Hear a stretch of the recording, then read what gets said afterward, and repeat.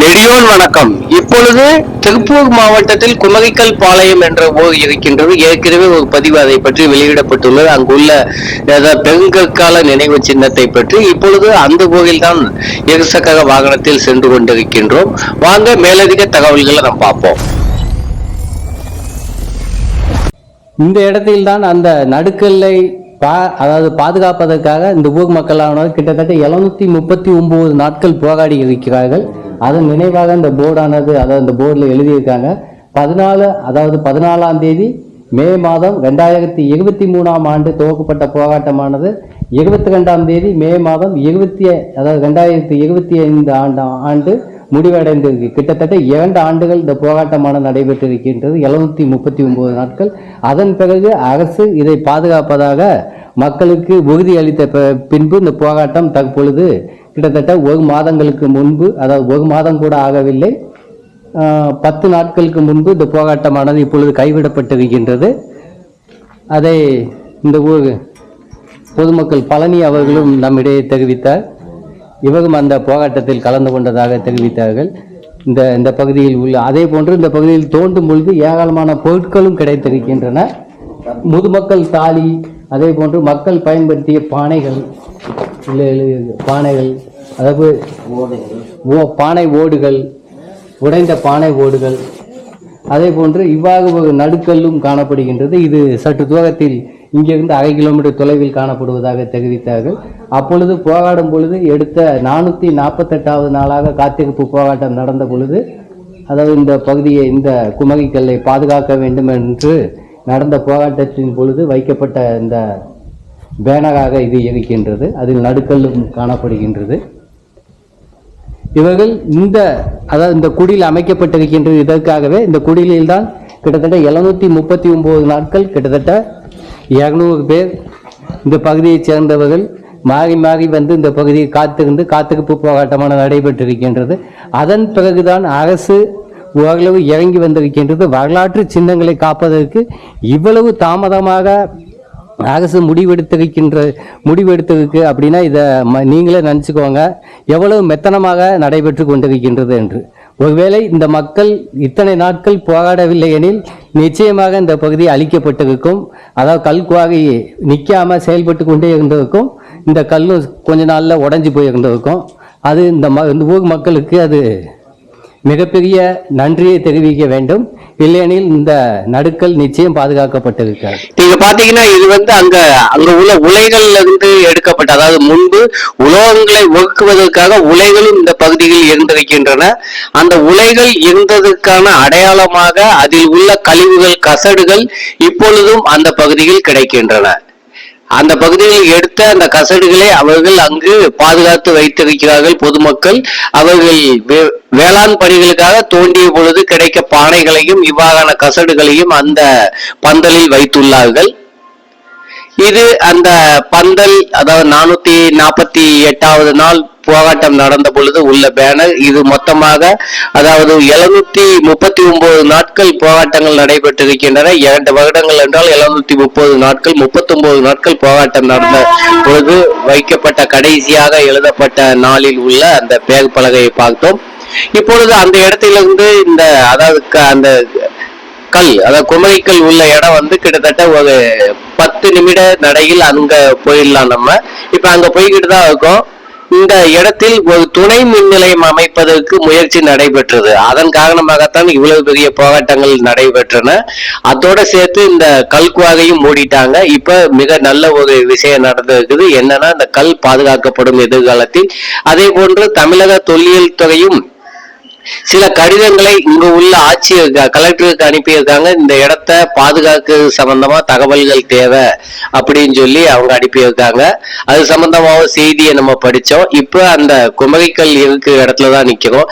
இந்த இடமானது கொடுமணலுக்கு ரொம்ப பக்கத்துல இருக்கு அப்படின்னா நீங்க நினைச்சுக்கோங்க. அது கிட்டத்தட்ட 5000 வருட பழமையான ஒரு நாகரிக தொட்டிலாக கருதப்படுகின்றது, ஆதிச்சநல்லூரை போன்று. அப்படின்னா இந்த இடமும் பழமையானதாக தான் நிச்சயமா இருக்கணும். ஆனா இந்த இடம் ஏனோ தெரியல, தொல்லியல் ஆய்வாளர்களுக்கும் அதே போன்று மத்திய மாநில அரசுடைய கண்ணில் படல. அதே போல உள்ளூர் மக்களும் இதை முன்பே தெரிவிக்கலையா என்ன அப்படின்னு தெரியல. அதன் காரணமாக கூட இது இந்த இடம் வெளிச்சத்துக்கு வராம கடைசியில இப்ப வெளிச்சத்துக்கு வந்ததுக்கு ஒரு துணை மின் நிலையம் சப்ஸ்டேஷன் கட்டணும்னு அவங்க திட்டமிட்டதுனாலையும் இந்த இடம் உலக மக்களுடைய கவனத்துக்கு வந்திருக்குது. இந்த இடம் தான் கல்குவாரி ஏற்கனவே செயல்பட்டுக்கிட்டு இருந்துச்சு.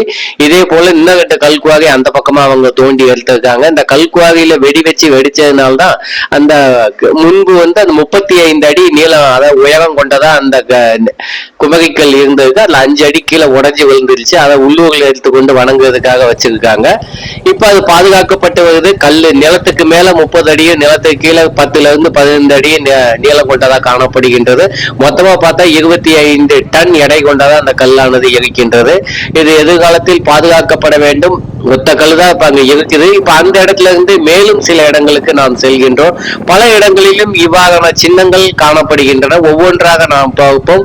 அங்க உள்ள போராட்ட பலகை அதாவது அறிவிப்பு பலகையில் அவங்க வச்சிருந்த பேனர்ல ஒரு நினைவு அதாவது ஒரு இன்னொரு நடுக்கல் இருந்துச்சு, வட்டம் போட்டு இருந்துச்சு. அது எங்க அப்படின்னு தேடி பார்க்க வந்தோம்.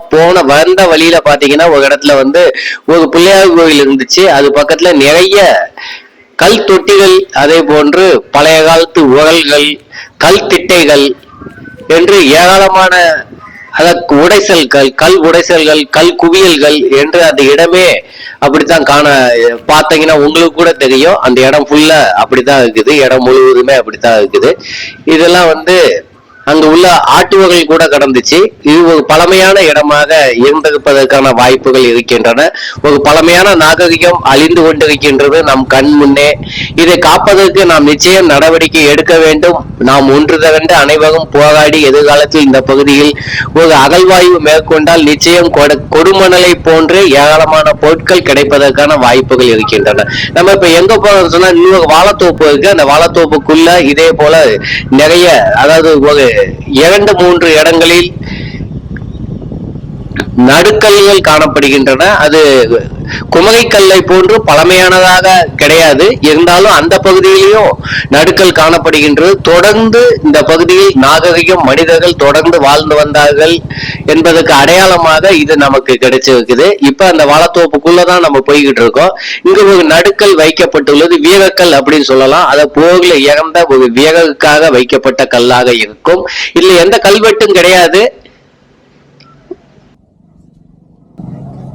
இந்த பகுதியில் இந்த வாழைத்தோப்புக்கு நடுவே நடுக்கல் ஒன்றும் காணப்படுகின்றது. பார்த்தா தெரியும் உங்களுக்கு.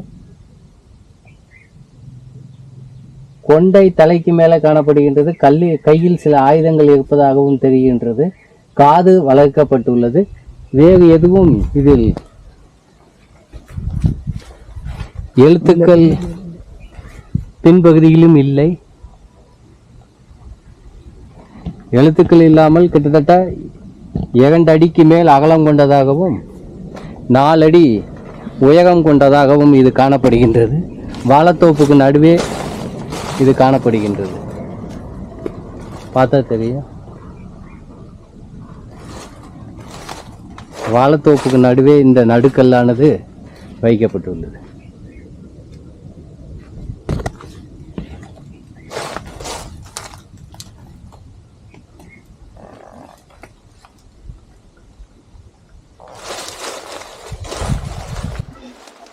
இதை பற்றிய மேலதிக தகவல்கள் கிடைக்கும் பொழுது நான் உங்களுடன் பகிர்ந்து கொள்கின்றேன். இப்ப அந்த நடுக்கல் உள்ள அந்த வாழைத்தோப்பை விட்டு நம்ம கிளம்புறோம். இந்த பகுதியில் பல வரலாற்று சின்னங்களும் காணப்படுகின்றன. இங்கே ஒரு நடுக்கல் காணப்படுகின்றது. இந்த பகுதியில் போரிட்டு மடிந்த ஒரு வீரருக்காக வைக்கப்பட்டிருக்கலாம். அதே போன்று பழங்காலத்தில் மிக பழங்காலத்தில் உள்ள பெருங்கற்கால நினைவு சின்னமும் இந்த இடத்தில் இருக்கின்றன. அதே போன்று பல இடங்களிலும் கல் திட்டைகள் காணப்படுகின்றன. எங்கு பார்த்தாலும் இந்த ஊரில் கல் குவியல்கள் தான் காணப்படுகின்றன.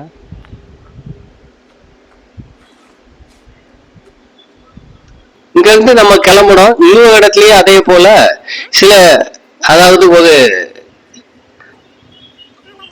வீரக்கல் ஒண்ணு காணப்படுது. அதாவது இதே குமரிக்கல் பாளையத்துக்கு பக்கத்துல அந்த நடுக்கல் உயரமான நடுக்கல்ல பார்த்தோம் இல்லையா, அதுக்கு பக்கத்துல இன்னொரு நடுக்கல்லும் காணப்படுகின்றது. 7 கோடுகளை கொண்ட ஒரு சக்கரமும் 2 பக்கம் குத்து விளக்கும் அதே போன்று கீழே தமிழ் எழுத்துக்கள் எழுதப்பட்டுள்ளன. அது அண்மைய கால எழுத்துக்களாகத்தான் இருக்கின்றன. கிட்டத்தட்ட 2-3 நூற்றாண்டுகளுக்கு உட்பட்ட இப்பொழுது உள்ள தமிழ் எழுத்துக்களாக இருக்கின்றன. 2 பக்கமும் அதே போன்று ஈட்டி போன்ற ஆயுதங்களும் வைக்கப்பட்டுள்ளன. 2 பனைமகமும் ஒரு வேப்ப மகமும் இதில் காணப்படுகின்றது. இதில் என்ன எழுதப்பட்டுள்ளது என்பதை நான் தெரிவிக்கின்றேன். இப்பொழுது இந்த இடத்தில் தான் இருக்கின்றோம். இதற்கு சற்று கிழக்காக பார்த்தால் ஒரு நடுக்கல் ஒரு வாழைத்தோப்புக்கு நடுவில் வைக்கப்பட்டுள்ளது. அதே போன்று இதற்கு இந்த ஊருக்கு பக்கத்தில் குமரிக்கல் பாளையத்துக்கு அடுத்து இந்த சிறிய கிராமம் காணப்படுகின்றது. இந்த கிராமத்துக்கு பக்கத்தில் நீங்கள் பார்த்தீங்கன்னா கல் திட்டைகள் ஏராளமாக அங்கே காணப்படுகின்றன. அதே போன்று கல்லாலான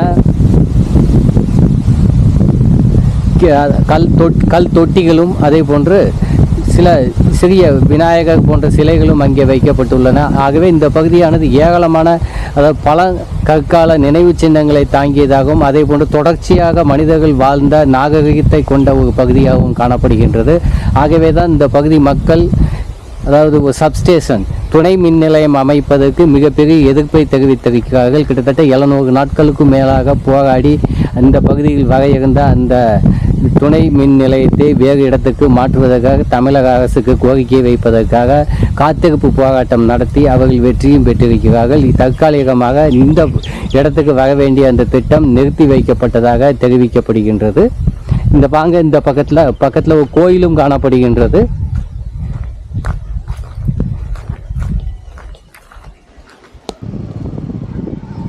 வாங்க அந்த கோயிலுக்கு போவோம். அது அண்ணன்மார் கோவிலாக காணப்படுகின்றது. இந்த பகுதியில் அதாவது தமிழர்கள் மக்கள் தொடர்ந்து பல ஆயிரம் ஆண்டுகளாக குறைந்தது ஆப்பிரிக்காவிலிருந்து வந்த பிறகு இந்த பகுதியில் தொடர்ந்து 10,000 ஆண்டுகளாக தமிழர்கள் வசித்திருப்பதற்கான ஏராளமான அடையாளங்கள் கிடைக்கின்றன. ஏனெனில் கற்கால ஆயுதங்களும் கிடைக்கின்றன. அதை செதுக்குவதற்கான தொழிற்சாலைகளும் இந்த பகுதியில் இருந்திருக்கின்றது.